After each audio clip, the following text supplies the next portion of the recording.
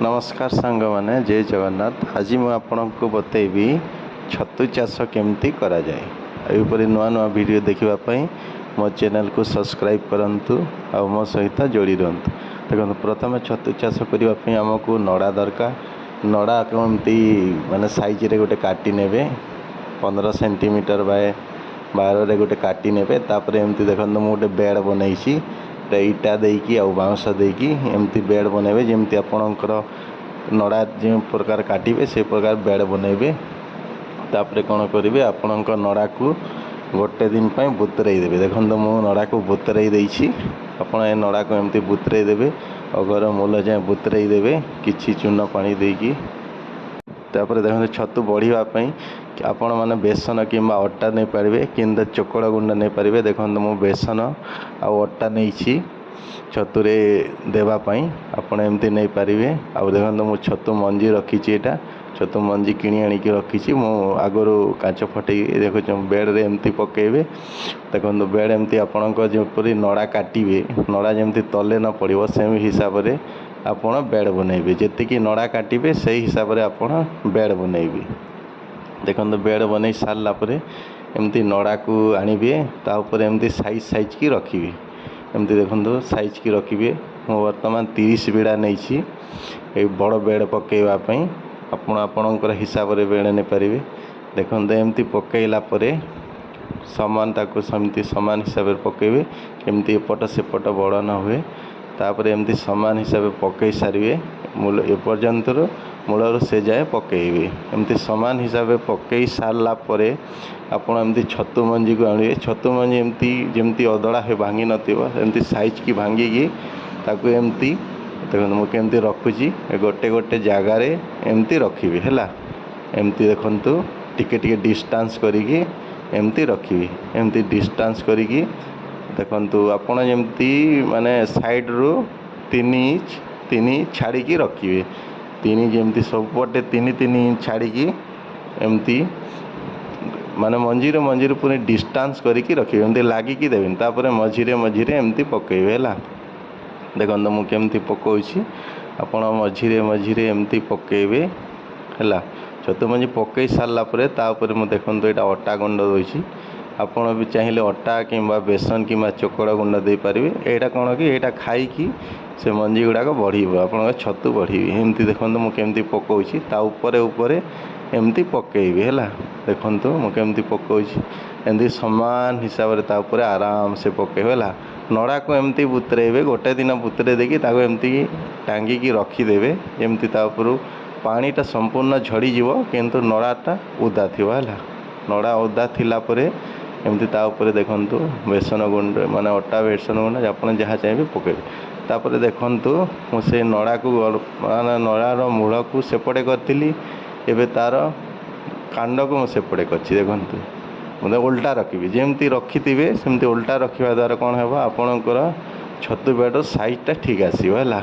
एमती देखो मुझे केमती पकाउछि प्रथम ता कांडटा एपटे थिला एवं ता कांडटा को मुझे सेपटे एमती समान हिसाब से पकाउछि। देखे था आप ठीक से मुझे पकाउछि आपण ठीक सेमती पकेबे है।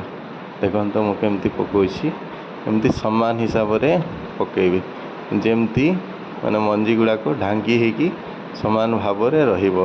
देखो मंजी जमती तले न पड़े सावधान सह पकेबे। देखु तांतो मु केमती पकाउछि ता ऊपर पुणी गोटे एमती लेयर देबे है। एमती देखंतु ता ऊपर एमती पुणी माने मंजी को अल्प अल्प भांगिकी माने मंजी को जोर से माने बाड़ेकी भांगिबेनी आराम से भांगिबे। आ एमती गोटे गोटे जगार एमती माने साइड रू 3 इंच एवं मंजी 2 इंच एमती छाड़ी डिस्टेंस रे रखिबे जद्वारा कि छतु जिते बेला बाहर माने छतु को छतु लागिकी नष्ट न है। देखो अब माने 2 नंबर लेयर रे कौन करेंगे 2 नंबर लेयर रे माने मझिरे आउ देबेनी है। मझिरे देले छतु बाहरी पारिबनी आपन छतु नष्ट हो केवल साइड साइड रे देवे। साइड साइड रे देकी पुणी देखो कांड को मुझे सेपटे करी 2 नंबर लेयर 3 नंबर लेयर रे मुझे देखो एपटे करछि है। आपन ठीक सेमती पकेबे मुझे एमती पकईछि आपण भी ठीक सेमती पकेबे। एमती नुआ नुआ वीडियो देखा मो चैनल को सब्सक्राइब करके मो सहित जोड़ी रुहतु सांग माने। ଦେଖନ୍ତୁ ଏମିତି ନୂଆ ମାନେ ପକେଇଲି। ଦେଖନ୍ତୁ ମୁଁ ପୁଣି ଚକଡ଼ ଗୁଣ୍ଡ ଦେଖନ୍ତୁ ମୁଁ କେମିତି ପକାଉଛି, ଆପଣ ବି ଠିକ୍ ସେମିତି ହିଁ ପକାଇବେ। ଦେଖନ୍ତୁ ଉପର ଲେୟରରେ କ'ଣ କରିବେ, ଆପଣ ଉପର ଲେୟରରେ ସବୁଆଡ଼େ ପକାଇବେ ହେଲା। ତାପରେ ଦେଖନ୍ତୁ କାଣ୍ଡକୁ ମୁଁ ଏପଟେ କରିଥିଲି, ପୁଣି ଆପଣ ପୁଣି ସେପଟେ କରିବେ। ଉପରରେ କ'ଣ କରିବେ, ମଝିରେ ବି ଆପଣ ଚକଡ଼ ଗୁଣ୍ଡ ମାନେ ମଞ୍ଜି ଦେବେ ଆଉ ଚକଡ଼ ଗୁଣ୍ଡ ଦେବେ, ନହେଲେ ଅଟା ଗୁଣ୍ଡ ବେସନ ଆପଣ ଯାହା ଚାହିଁବେ ଆପଣଙ୍କ ହିସାବରେ ନେଇପାରିବେ। ଦେଖନ୍ତୁ ମାନେ ଲାଷ୍ଟ ଲେୟରରେ ମୁଁ କ'ଣ କରିଛି, ଦେଖନ୍ତୁ ବିଡ଼ାକୁ ସମସ୍ତଙ୍କୁ କାଢ଼ି ଦେଉଛି। ବିଡ଼ାକୁ ଫାଣ୍ଟିକି ମାନେ ସମାନ ହିସାବରେ ପତଳା ଲେୟର କରିକି ମାନେ ଦେଖନ୍ତୁ ନଡ଼ାକୁ ପତଳା କରିକି ସବୁଆଡ଼େ ଏମିତି ବିଞ୍ଛେଇ ଦେଉଛି। ଦେଖନ୍ତୁ ଯେଉଁ ପତଳା ପତଳା ଅଛି ନଡ଼ାକୁ ଏମିତି କାଢ଼ି ଦେଇକି ତା ଉପରେ ଏମିତି ସମାନ ହିସାବରେ ପକାଉଛି। ଦେଖନ୍ତୁ ଯେମିତି ମାନେ ସମ୍ପୂର୍ଣ୍ଣ ରୂପେ ଛତୁ ମଞ୍ଜି ଢାଙ୍କି ହେଇଗଲା ପରେ ଯେଉଁ ନଡ଼ାରେ ବନ୍ଧା ଯାଇଥିଲା ସେଇଟାକୁ ମୁଁ ଏମିତି ପକାଇ ଦେଉଛି, ଯାହାଫଳରେ କି ଛତୁ ବେଟା ଆମର ଏପଟେ ସେପଟେ ନଷ୍ଟ ନ ହୁଏ। ଆଉ କ'ଣ କରିବେ, ଦେଖନ୍ତୁ ମୋ ସାଇଡ଼୍ରେ ଯେଉଁ ଥିଲା ସାଇଡ଼୍କୁ ଯେଉଁ ବାହାରି ଯାଇଛି ସେଗୁଡ଼ାକୁ ମଧ୍ୟ ମୁଁ ଦେଖନ୍ତୁ କାଟି ଦେଉଛି, ଯାହାଫଳରେ ଆପଣ ଜରି ଆମର ଢାଙ୍କିବାକୁ ସୁବିଧା ହେବ। ଦେଖନ୍ତୁ ମୁଁ କେମିତି କାଟୁଛି, ଆପଣ ବି ଯଦି ଆପଣଙ୍କର ନଳାର ଏପଟ ମୂଲ ସେପଟେ ବାହାରି ଯାଉଛି ତାହେଲେ ଆପଣ ଏମିତି କାଟି ନେବେ। ତାକୁ କାଟି ନେଇ ସାରିଲା ପରେ ସାଇଜ୍ କରିକି ଏମିତି ଦେଖନ୍ତୁ ମୁଁ ଗୋଟେ ପଲିଥିନ୍ ତାକୁ ଗୋଡ଼େଇ ଦେଉଛି। ପଲିଥିନ୍ କେମିତି ଗୋଡ଼େଇ ଦେଉଛି, ଦେଖନ୍ତୁ ପଲିଥିନ୍କୁ ଆପଣ ଗୋଡ଼େଇଲା ବେଳେ ଧ୍ୟାନ ଦେବେ ତଳେ ଫାଙ୍କା ରହିଥିବେ, ଯେମିତି ତଳ ପଟୁ ପବନ ବାଜିବ ଆଉ ତା ମାନେ ଉପରେ ଯେମିତି ପବନ ନ ବାଜେ। ଆପଣ ଗୋଟେ ଜିନିଷ ଧ୍ୟାନ ରଖିବେ, ଯେତେବେଳେ ଆପଣ ନଡ଼ା ଦେଖିବେ ନଡ଼ାରେ ଧାନ ରଖିବେନି। ଧାନ ରଖିଲେ କ'ଣ ହେବ, ସେଥିକୁ ପିମ୍ପୁଡ଼ି ମାନେ ମଶା ଖାଇଦିଅନ୍ତି। ସେଇଥିପାଇଁ ଆପଣ ଧାନ ସମ୍ପୂର୍ଣ୍ଣକୁ ବାହାର କରିଦେବେ। ତାପରେ ଦେଖନ୍ତୁ ମୁଁ କେମିତି ଗୋଡ଼େଇ ଦେଇଛି। ଏମିତି ଗୋଡ଼େଇ ଦେଇ ସାରିଲା ପରେ ଦେଖନ୍ତୁ ମୁଁ କେମିତି ଗୋଡ଼େଇ ଦେଉଛି। 7 ଦିନ ଗଲା ପରେ ଆପଣ ତାକୁ କାଢ଼ିଦେବେ, ନହେଲେ କ'ଣ ହେବ ସେ ପିମ୍ପି ଗୁଡ଼ାକ ପବନ ନ ବାଜି ସବୁ ଶୁଖିଯିବ। ଦେଖନ୍ତୁ ମୁଁ 7 ଦିନ ହେଲା। 7 ଦିନ ପରେ ମୁଁ ଦେଖନ୍ତୁ ଜରିକୁ ପଲିଥିନ୍କୁ କାଢ଼ି ଦେଇଛି। ଅଳ୍ପ ତାମାନେ ଯଦି ଶୁଖିଯାଇଛି ଅଳ୍ପ ପାଣି ସ୍ପ୍ରେ କରିଦେବେ। ଜୋରରେ ପାଣି ବେଶୀ ପାଣି ଦେବେନି, ଜଷ୍ଟ ଅଳ୍ପ ଟିକେ ପାଣି ସ୍ପ୍ରେ କରିବେ। ଦେଖନ୍ତୁ ତା ପିମ୍ପି ଗୁଡ଼ାକ କେତେ ଜୋରରେ ବାହାରିଛି। ଦେଖନ୍ତୁ ମାନେ ଦେଖନ୍ତୁ ଏଇଟା ସବୁ ତାର ପିମ୍ପି ଗୁଡ଼ାକ ବାହାରିଗଲାଣି। ଏଇଟା ଦେଖନ୍ତୁ ତା କଢ଼ ଗୁଡ଼ାକ ଦେଖାଯାଉଛି କେମିତି ଜୋରରେ ଦେଖନ୍ତୁ ହେଇଛି, ମାନେ ବହୁତ ଭଲ ହେଉଛି ଛତୁ ଚାଷ। ଦେଖନ୍ତୁ ଏଗୁଡ଼ାକ କେମିତି ବାହାରୁଛି ତା ପିମ୍ପି ଗୁଡ଼ାକ। ପବନ ମାରିଲେ କ'ଣ ହୁଏ, ଏଇଟା ଶୁଖିଯାଏ। ଯଦି ଆପଣ ପଲିଥିନ୍ ଗୋଡ଼େଇ ଦେବେ 7 ଦିନ ପରେ ନ ଖୋଲିବେ ତାହେଲେ ଏଇଟା ସବୁ ଶୁଖିଯିବ।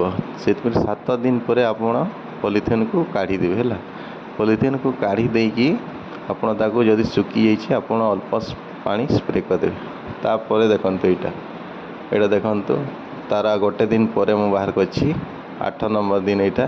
8 ନମ୍ବର ଦିନ ପରେ ଦେଖନ୍ତୁ ତା ଯେଉଁ ଛୋଟ ଥିଲା ସେ କଢ଼ ଗୁଡ଼ାକ ସବୁ ବାହାରି ଯାଇଛି। ଆଜି ଦେଖନ୍ତୁ ଆଜି ଏଇଟା 9 ନମ୍ବର ଦିନ ହେଲା। 9 ନମ୍ବର ଦିନରେ ଦେଖନ୍ତୁ ସମ୍ପୂର୍ଣ୍ଣ କଢ଼ ଗୁଡ଼ାକ ସବୁ ବାହାରିଗଲାଣି। ଏଇଟା ସକାଳ ହେଇଛି। ସକାଳରେ ଦେଖନ୍ତୁ ତା କଢ଼ ଗୁଡ଼ାକ ସମ୍ପୂର୍ଣ୍ଣ ରୂପେ ବାହାରି ଯାଇଛି। ଦେଖନ୍ତୁ କେତେ ଜୋରରେ ଦେଖନ୍ତୁ ଯେଉଁ ଛତୁ କଢ଼ ଗୁଡ଼ାକ ହେଇଛି, ବହୁତ ଜୋରରେ ଛତୁ ଗୁଡ଼ାକ କଢ଼ ହେଇଛି। ଦେଖନ୍ତୁ ତା ତଳେ ମଧ୍ୟ ବହୁତ ଜୋରରେ ହେଇଛି। ଆପଣ ଦେଖନ୍ତୁ କେତେ ଜୋରରେ ପିମ୍ପି ମାରିଥିଲା, ଏସବୁ କ'ଣ ହେଇଛି ସବୁ ବାହାରିଯାଇଛି। ଆପଣ ଦେଖିବେ ତଳେ ଠିକ୍ସେ ଦେଖିବେ, କାରଣ ତଳରେ ହାତ ବାଜିକି ସେଇଟା ନଷ୍ଟ ହେଇଯାଏ। ଦେଖନ୍ତୁ ତଳେ ମଧ୍ୟ କେତେ ଜୋର ହେଇଛି। ଦେଖନ୍ତୁ ମାନେ କେତେ ଜୋରରେ ଛତୁ ହେଇଛି। ଦେଖନ୍ତୁ ଏଇଟା 10 ନମ୍ବର ଦିନ ହେଲା ସାଙ୍ଗମାନେ। 10 ନମ୍ବର ଦିନରେ ଦେଖନ୍ତୁ ଆମର ଅମଳ ଷ୍ଟାର୍ଟ ହେଇଯାଇଛି।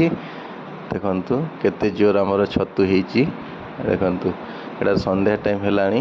10 ନମ୍ବର ଦିନରେ ଆମର ସମ୍ପୂର୍ଣ୍ଣ ରୂପେ ଛତୁ ଏଇଟା ବାହାରିଯାଇଛି। ଦେଖନ୍ତୁ ମୁଁ ତାକୁ ଗୋଡ଼େଇ ଦେଉଛି।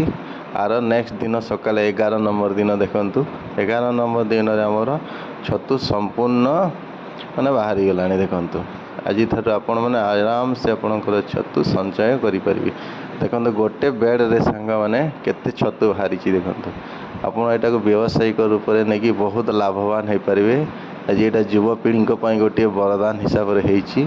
ବହୁତ ଜୋରରେ ଦେଖନ୍ତୁ କେତେ ଜୋରରେ ଛତୁ ହେଇଛି। ଦେଖନ୍ତୁ ସାଙ୍ଗମାନେ ଆପଣ ଏଟା ନଡ଼ାକୁ ଆପଣ ଯେତେବେଳେ ବିସର୍ଜନ ଦେଖନ୍ତୁ ଗୋଟେ ବେଡ଼୍ରେ ଆହୁରି 4 ରୁ 5 କେଜି ଛତୁ ବାହାରିଯାଏ। ଦେଖନ୍ତୁ ବଡ଼ ବେଡ଼୍ଟେ